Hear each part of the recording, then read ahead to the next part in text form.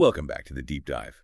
Today we're tackling, well, perhaps history's most overwhelming and, frankly, consequential topic, World War II. It really is. And we're not just going through the dates here. We want to really dive deep into the sheer scale of it all. How this conflict didn't just change the world, it fundamentally, rebuilt it. That's a great way to put it. The term total war gets thrown around, but until you really look at the numbers, the data, it's abstract. Yep. Our sources, they hit you right away with the scale of mobilization, the loss. Between 1937 and 1945, just the main countries involved, over 61 million recorded deaths. That's military and civilian. 61 million.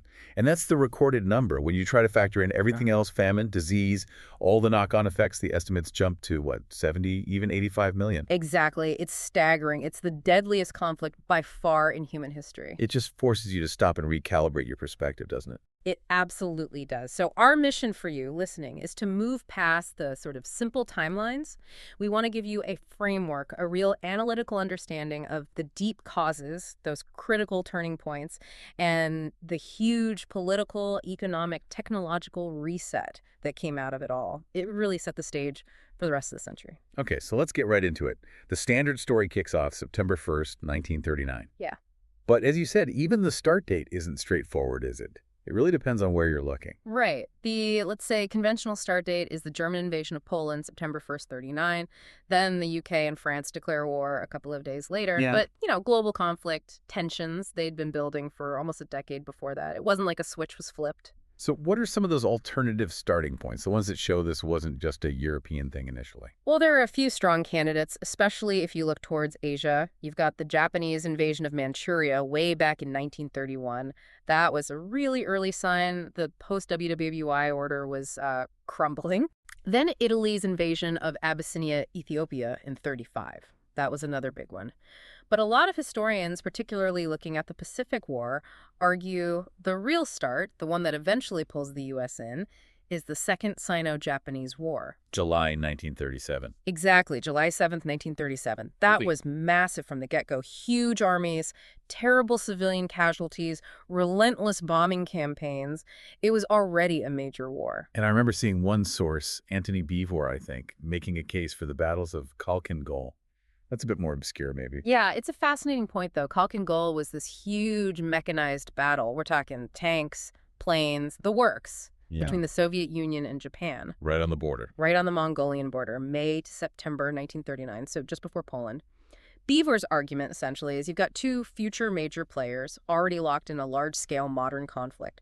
So shouldn't that be considered the opening act? It really drives home that this was more like a series of conflicts kind of merging together rather than one single spark. Precisely. It coalesced. Yeah, and the end date.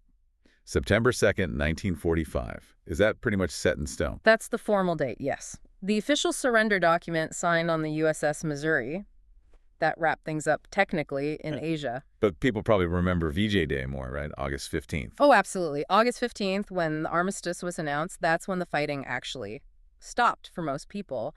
But even then, the state of war between Japan and the Soviet Union, that wasn't formally ended until 1956 because of ongoing territorial disputes. Wow, 56.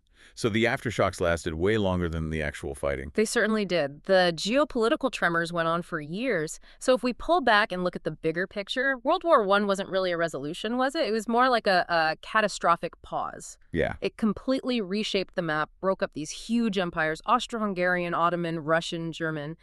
But the seeds for the next war, they were sown right there in the peace treaties. And the League of Nations, formed in 1920, was supposed to prevent all this from happening again.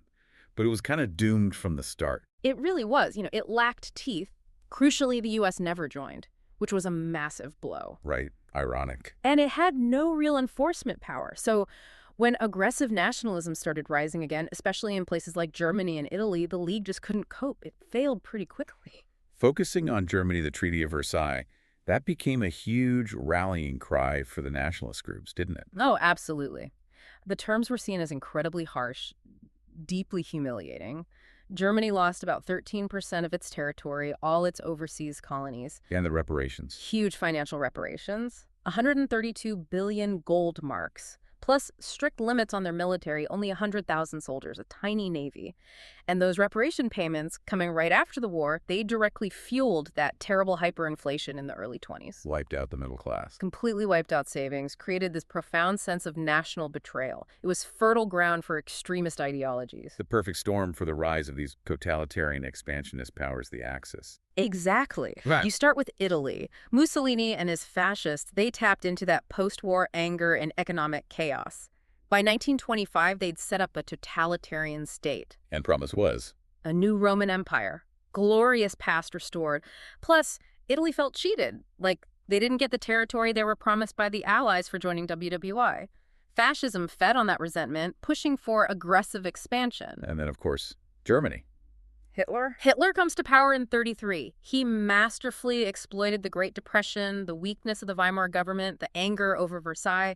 He scraps democracy, pushes this radical, racist, hyper-nationalist agenda, and just starts openly rearming, tearing up the treaty. And these powers, they didn't stay isolated. They formed alliances pretty quickly. They did. The Rome-Berlin Axis was announced in October 1936. Maybe even more significant was the Anti-Comintern Pact between Germany and Japan in November 1936. Aimed against communism, ostensibly.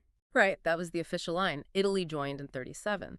So now you have this core group, Germany, Italy, Japan, all wanting to overturn the existing world order, all willing to use force, and all hostile to both democracy and communism. But this aggression wasn't met with immediate resistance, was it?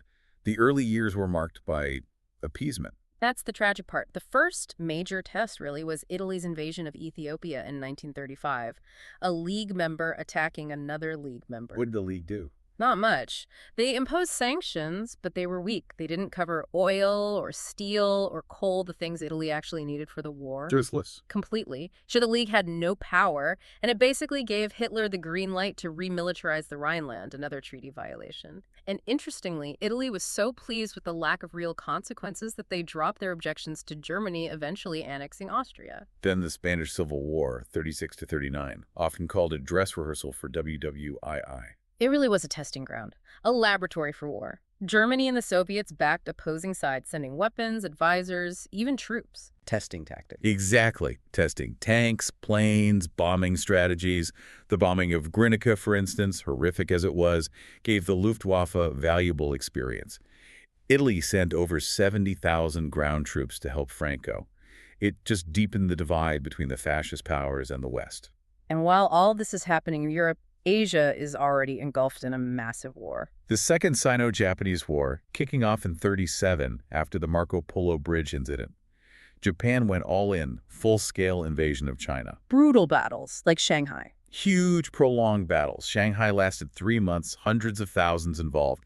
Then the fall of the capital, Nanjing, led to the Nanjing Massacre in December 1937. The numbers vary, but we're talking tens, possibly hundreds of thousands of civilians and unarmed soldiers murdered. And the international response. China appealed to the League of Nations. Japan just withdrew from the League, again, showing international law meant nothing to them. So back in Europe, Germany keeps pushing, dismantling the post-WWI order piece by piece. First, the annexation of Austria in March 1938. Not much pushback there. No. So Hitler turns to Czechoslovakia, specifically the Sudetenland, the German-speaking border region. Which leads us to Munich, September 1938, the peak of appeasement. It really is. Britain and France, desperate to avoid another war, just hand the Sudetenland over to Hitler. Sacrificing Czechoslovakia. Completely. And the crazy thing is, some sources say Hitler was actually furious about the agreement. Furious. Why? Because it gave him what he wanted without a fight. He apparently wanted to smash Czechoslovakia militarily right then and there. Munich prevented that temporarily. Only temporarily, though. Exactly. Just a few months later, March 1939,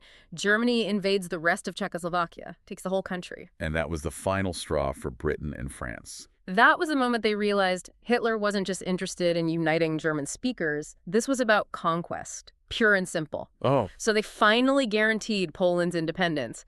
If Hitler moved on Poland, it meant war. Okay, so the final move's on the chessboard. Hitler knows he can't fight a two-front war like in WWI. Yeah. He needs to deal with the Soviets. Which leads to the absolute bombshell. The Molotov-Ribbentrop Pact. August 23rd, 1939. A non-aggression pact between Nazi Germany and the Soviet Union. Ideological enemies shaking hands. It stunned everyone, but it was pure cynicism. Yeah. Secretly, they carved up Eastern Europe between them.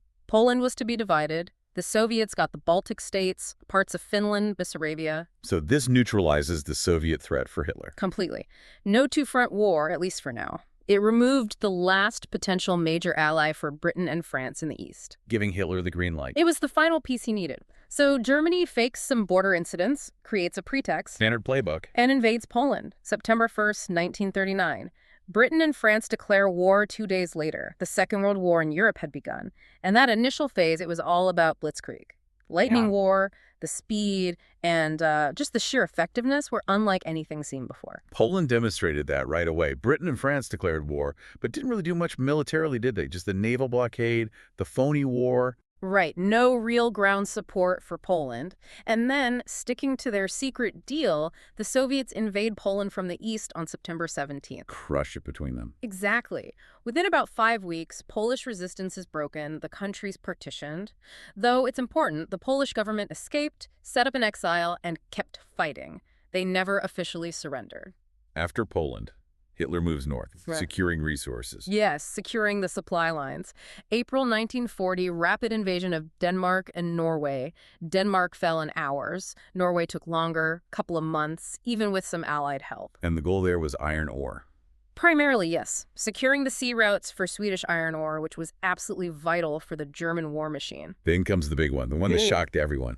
The invasion of France, May 1940. This is where Blitzkrieg really showed its devastating potential against a major power. It wasn't just speed, it was coordination. Tanks, motorized infantry, dive bombers, all linked by radio, moving incredibly fast. And the French were expecting Yeah, why? a repeat of WWI. Pretty much. They expected the main thrust through Belgium, hitting their strong defenses there, the Maginot Line. But Germany went around it, They did the unexpected. They punched through the Ardennes forest. which the Allies thought was impassable for tanks. Largely, yes. Too dense, too hilly. But the panzers got through, outflanked the main Allied armies, and raced for the coast, trapping them. Leading to Dunkirk. The evacuation. A huge evacuation. They saved about 338,000 soldiers, British and French, which was incredible. A miracle of deliverance, as Churchill called it. But they left everything behind. Almost all their heavy equipment. Tanks, trucks, artillery. A massive material loss, especially for Britain, which now had to defend itself. And strategically, France collapsed very quickly after that. Signed an armistice in June 40. Divided country. The Vichy regime in the south. And Britain stood alone. Truly alone, and immediately faced the threat of invasion. That led to the Battle of Britain, starting July 1940. The Luftwaffe versus the RAF. Air superiority was key. Absolutely. Germany needed to control the skies for Operation Sea Lion, the invasion plan. First, they targeted RAF airfields' infrastructure. When that didn't quite work. They switched to bombing cities. The Blitz. Yes, the Blitz. Trying to break British morale, disrupt production, but it largely failed on both counts. And crucially, bombing the cities actually gave the RAF fighter bases a bit of breathing room to repair and regroup. Why did the RAF hold out? They were outnumbered, weren't they? They were, but they had key advantages. Better command and control, the crucial advantage of radar the chain home system gave them early warning. Home turf advantage, too. Definitely. Downed pilots could potentially get back in the fight quicker, and maybe just sheer determination. Hitler eventually had to postpone, then cancel the invasion. Britain survived. While this air battle raged, the war at sea was critical. The Atlantic lifeline. Hugely critical. German U-boats, now operating from French ports, were devastating Allied shipping. This is where the U.S. starts to play a bigger role, even while officially neutral. Right. The cash and carry policy, the destroyers for bases deal. Exactly. Roosevelt was maneuvering, finding ways to help Britain, and he called for the U.S. to become the arsenal of democracy. Which led to Lend-Lease. Yes, the Lend-Lease Act in early 41. Billions of dollars in military aid flowed to Britain, and later the Soviet Union and others. It was absolutely vital for keeping the Allies fighting before the U.S. officially joined the war. Meanwhile, in the Mediterranean, Italy's trying to build its empire, but not going so well. No, Mussolini's campaigns were frankly a bit of a disaster in 1940 and 41. Their push into North Africa stalled against the British. Their invasion of Greece was actually pushed back by the Greeks. So the Germans had to step in. They had to bail out their ally. They sent Rommel and the Afrika Korps to North Africa. And then, importantly, in April 1941, they invaded Yugoslavia and Greece. Why was that move so critical? It secured their southern flank, protected the vital Romanian oil fields, which fueled the German war machine, but it also delayed their next big move. It tied up troops and resources for weeks. And that next big move was Barbarossa, June 22nd, 1941, the invasion of the Soviet Union. The biggest invasion in history, ideologically driven. Hitler aimed to completely destroy the Soviet state, eradicate communism, and seize Lebensraum, living space for Germans, by displacing or killing the Slavic population. Really 4 million troops involved. An enormous undertaking. 3 army groups pushing towards Leningrad, Moscow, and the resources of Ukraine. And the initial success was staggering. Absolutely immense gains. Huge encirclements, like around Kiev, wiped out entire Soviet armies, millions of prisoners taken. Something like 3/4 of the entire Axis military effort was suddenly focused on the east. Which forced Britain and the USSR into an alliance. An immediate, if uneasy, alliance of necessity. But at the Blitzkrieg, designed for a quick victory, it faltered, didn't it, before Moscow? It did. By December 41, the German offensive ground to a halt just outside Moscow. They were exhausted, supply lines were stretched incredibly thin, and they weren't prepared for the brutal Russian winter. The famous General Winter. That, plus the Soviets had underestimated reserves. They brought in fresh Siberian divisions, equipped for the cold, and launched a massive counteroffensive. Pushed the Germans back. Pushed them back significantly, 100, 250 kilometers in places. The quick victory Hitler expected was gone. It became a brutal war of attrition. The Blitzkrieg phase was over. And just as the Eastern Front grinds to this bloody stalemate, the whole war goes global.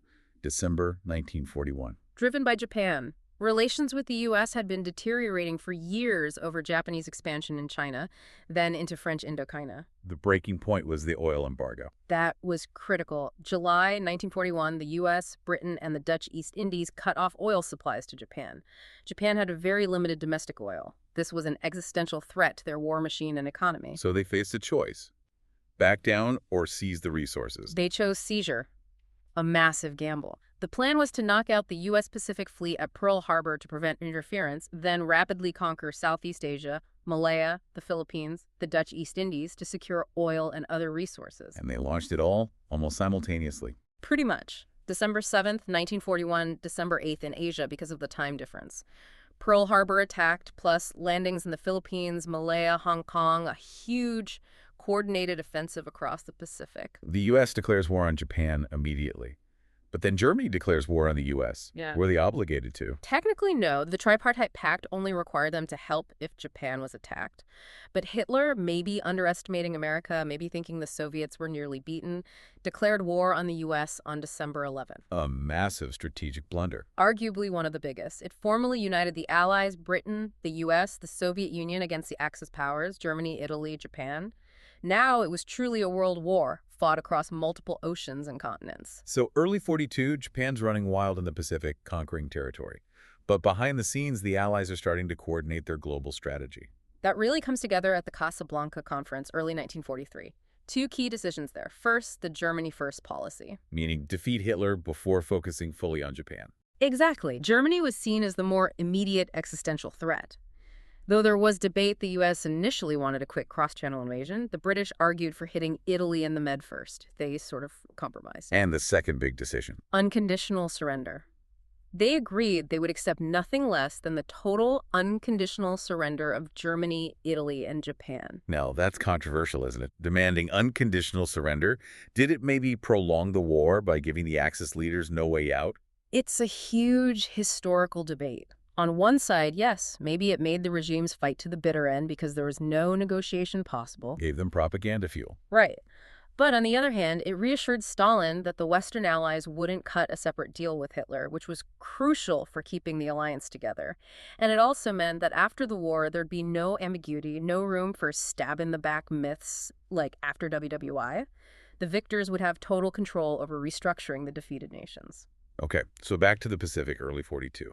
Japan's victories are piling up. Philippines, Malaya, Singapore, Dutch East Indies. An incredible run of victories. But the tide begins to turn, actually quite quickly. First check. Battle of the Coral Sea, May 1942. First naval battle fought entirely by aircraft. Yep. The ships never saw each other. It was a tactical draw, maybe, but strategically it stopped the Japanese sea invasion of Port Moresby in New Guinea, kept Australia safer. And then the really big one, Midway, June 42. Midway was decisive, absolutely decisive. The key was intelligence. The U.S. had broken the main Japanese naval code, JN-25B. So they knew the attack was coming. They knew where and roughly when they set a trap. The result: Japan lost 4 of its best aircraft carriers and, crucially, hundreds of experienced pilots they just couldn't replace. Crippling their offensive capability. Permanently. Midway marks the point where the U.S. really starts to gain the upper hand in the Pacific Naval War. Japan is now on the defensive. And the first major Allied land offensive follows soon after. Guadalcanal, starting August 42, lasting into early 43. Just brutal fighting land, sea, air for control of Henderson Field, the airstrip on the island. A real meat grinder. Vicious. But the U.S. eventually prevailed. The Japanese withdrew. It was their first major land defeat, and it gave the Allies a vital foothold to start pushing back across the Pacific. Okay, shifting back to Europe, the Eastern Front. Summer 42, Germany launches another huge offensive. Case Blue. Right, this time aiming south towards the Caucasus oil fields and Stalingrad on the Volga River. Capturing Stalingrad would cut Soviet supply lines and secure the flank for the push to the oil. Which leads to the Battle of Stalingrad, perhaps the most symbolic battle of the war. Arguably, yes, absolutely brutal urban warfare, fighting street by street, building by building, even room by room sometimes, horrific casualties on both sides. But the Soviets held on. They held. And then in November 42, they launched Operation Uranus, a massive pincer movement. Encirclement. Encircled the entire German Sixth Army, maybe 250,000 to 300,000 men inside Stalingrad. Hitler forbade any breakout attempt. Ordered them to fight to the last man. Pretty much. By February 43, it was over. The Sixth Army was destroyed or captured, an absolutely catastrophic, irrecoverable loss for Germany. Stalingrad is widely seen as the turning point on the Eastern Front. From then on, the strategic initiative belonged to the Soviets. And while Stalingrad is raging, the Western Allies are making progress elsewhere. Yes, in North Africa.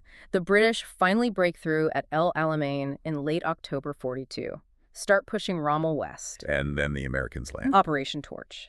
Anglo-American landings in Morocco and Algeria in November 42. So the Axis forces in North Africa are caught in a pincer. Squeezed out. Eventually, yes. They hold out in Tunisia for a while, but by May 1943, North Africa is cleared. About 250,000 Axis troops surrender. Which opens the door to The soft underbelly of Europe. Italy, invasion of Sicily in July 43. That leads directly to Mussolini being overthrown and arrested. So Italy collapses. It's not quite that simple. The Allies invade the Italian mainland in September 43. But the Germans react fast. They occupy most of Italy, rescue Mussolini, set him up as a puppet leader. The Italian Social Republic. Right. And they establish really tough defensive lines, like the Gustav Line. So Italy becomes this long, slow, brutal slog for the Allies, lasting right up until 1945.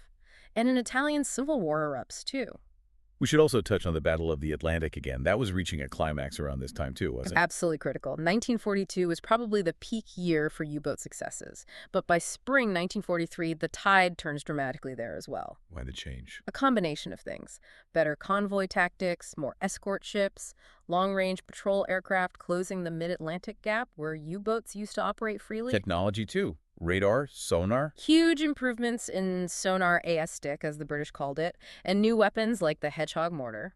What was special about Hedgehog? Unlike depth charges, which exploded at a set depth and required the ship to pass over the sub first, losing sonar contact, Hedgehog fired a pattern of small contact-fused bombs ahead of the ship. You could maintain sonar contact right up to firing. Much more accurate. So U-boat losses started mounting. Dramatically, to the point where Admiral Donitz had to temporarily withdraw most U-boats from the North Atlantic in May 1943. Keeping those sea lanes open was absolutely essential for the eventual invasion of Europe. The arsenal of democracy needed to deliver. Okay, so 1943 is the turning point. By 1944, the Allies are really gaining momentum everywhere. In the east, the last major German offensive fails at Kursk. Kursk, July 43. Often called the biggest tank battle in history. It was enormous. Germany threw everything they had left into pinching off this bulge in the Soviet line. But the Soviets knew it was coming. They built incredibly deep defenses, minefields, anti-tank guns, fortifications. Layer upon layer. Exactly. The German attack just broke against it. Huge losses. Hitler called off the offensive after less than 2 weeks. After Kursk, Germany is purely on the defensive in the east. They've lost the strategic initiative for good. And the Red Army just keeps pushing west from then on. Relentlessly. Hmm. Through 44, they lift the siege of Leningrad finally. They push the Germans out of Ukraine, move into Romania. Well, in the Pacific, the U.S. is island hopping. Yeah, bypassing heavily fortified islands, seizing others to use as bases, getting closer and closer to Japan. They take the Gilberts, the Marshalls, neutralize the big Japanese base at Truk, pushing through New Guinea, too. And the Allied leaders are meeting, planning the final stages. Right. Late 43, you have the Cairo and Tehran conferences, key decisions. Yeah. Confirming territory taken by Japan should go back to China, nailing down the plans for the D-Day invasion of France in 44. And getting Stalin's promise. Crucially, getting Stalin to agree the Soviet Union would declare war on Japan within 3 months after Germany's defeat. That was huge for the Pacific Endgame. So 1944 becomes the year of the big squeeze. Yeah. The two-front war that Hitler feared is finally happening in full force. Exactly. June 6, 1944, D-Day, Operation Overlord. The Western Allies land in Normandy. An incredible undertaking. The scale. Mind-boggling. The deception plans, the air and naval bombardment, the airborne drops, building artificial harbors, the mulberries to supply the beachhead. It was touch and go initially, but they established a foothold. Then broke out, liberated Paris by August. Right. Followed by another landing in southern France. Germany is now fighting major campaigns on 2 fronts in Europe. And just as D-Day is happening, the Soviets launch their big summer offensive. Operation Bagration, June 44. Absolutely devastating for the Germans. It basically destroyed Army Group Center in Belarus, maybe the single most successful Allied offensive of the war in terms of destroying enemy formations. The Red Army then drives all the way to Poland. Right up to the Vistula River near Warsaw. Which brings us to the Warsaw Uprising, August 44. A tragic episode. Very tragic and controversial. The Polish Home Army rises up, trying to liberate Warsaw themselves before the Soviets arrive. But the Soviets stopped. They stopped on the other side of the river. They offered very little support, basically allowed the Germans to crush the uprising over 2 months. Thousands killed, the city destroyed. Why? The prevailing view is political. Stalin didn't want a strong, independent, non-communist Polish force emerging that could challenge Soviet plans for post-war Poland.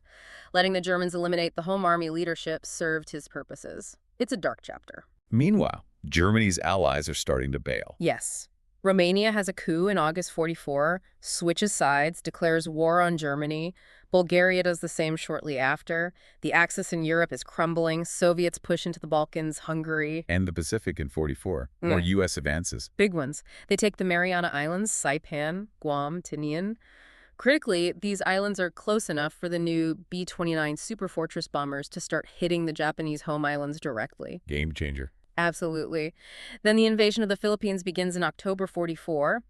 That leads to the Battle of Leyte Gulf. Huge naval battle. One of the biggest ever. Basically the death knell for the Imperial Japanese Navy as an effective fighting force.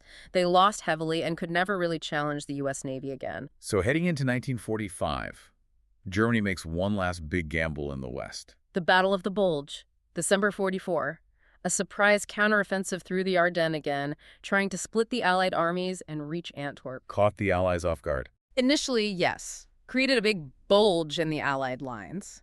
But they held, contained it, and eventually pushed the Germans back. It used up Germany's last significant mobile reserves in the West. Failed by January 45. After that, the Allies crossed the Rhine. Yes, push into Germany itself, encircle large German forces like Army Group B in the Ruhr pocket. While the Soviets are closing in from the east. Relentlessly, launching massive offensives in January 45, pushing from the Vistula across Poland into East Prussia, Silesia heading straight for Berlin, entering Vienna too. The end is clearly near, and the Axis leaders. Their fates are sealed. Roosevelt actually dies in April 45. Mussolini is caught by Italian partisans and executed on April 28th. And Hitler. Suicide in his Berlin bunker on April 30th as the Soviets are fighting block by block through the city. Leading to Germany's surrender. Unconditional surrender. Signed on May 7th in Reims, ratified in Berlin on May 8th. VE Day, victory in Europe. But the war wasn't over. Japan was still fighting. Still fighting fiercely. The island campaigns were getting bloodier. Iwo Jima in February-March 45, Okinawa from April to June. Horrific casualties on both sides. Kamikazes. Desperate tactics. The fighting on Okinawa particularly shocked U.S. planners. The sheer fanaticism, the civilian deaths. It suggested an invasion of the Japanese mainland planned for late 45 would be unbelievably costly. Millions of casualties, potentially. And alongside this, the bombing campaign against Japanese cities intensifies. Massively, particularly the firebombing raids using the B-29s. The raid on Tokyo, March 9th, 10th, 1945, killed perhaps 100,000 people in one night. More than either atomic bomb initially, utter devastation. So the U.S. has this new weapon, the atomic bomb, tested successfully in July 45.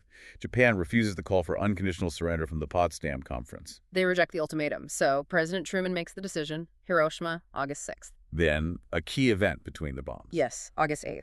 The Soviet Union declares war on Japan, as promised, and invades Manchuria, quickly overruns the Japanese Kwantung Army there. So Japan is facing nuclear attack and Soviet invasion. A double shock. Then Nagasaki, August 9th. Faced with this unprecedented destruction in the Soviet advance, the Japanese leadership finally decides to surrender. Announced August 15th.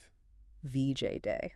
And formally signed on September 2nd, 1945, aboard the USS Missouri.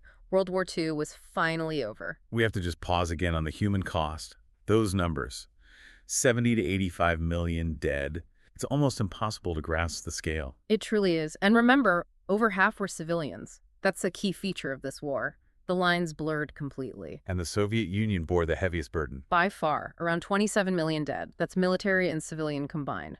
Roughly 8.7 million soldiers, maybe 19 million civilians.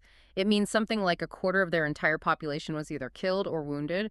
The demographic impact was just catastrophic. And central to this horrific toll, we have to talk about the genocides, the Holocaust. Yes, the systematic state-sponsored murder of about 6 million European Jews by Nazi Germany and its collaborators. Industrial-scale killing and extermination camps. And it wasn't only Jewish people targeted. No. The Nazis also murdered millions of others they deemed undesirable or unworthy of life. Soviet prisoners of war died in the millions, 3.6 million out of 5.7 million captured. Also targeted were ethnic Poles, Roma people, disabled individuals, political opponents, homosexuals.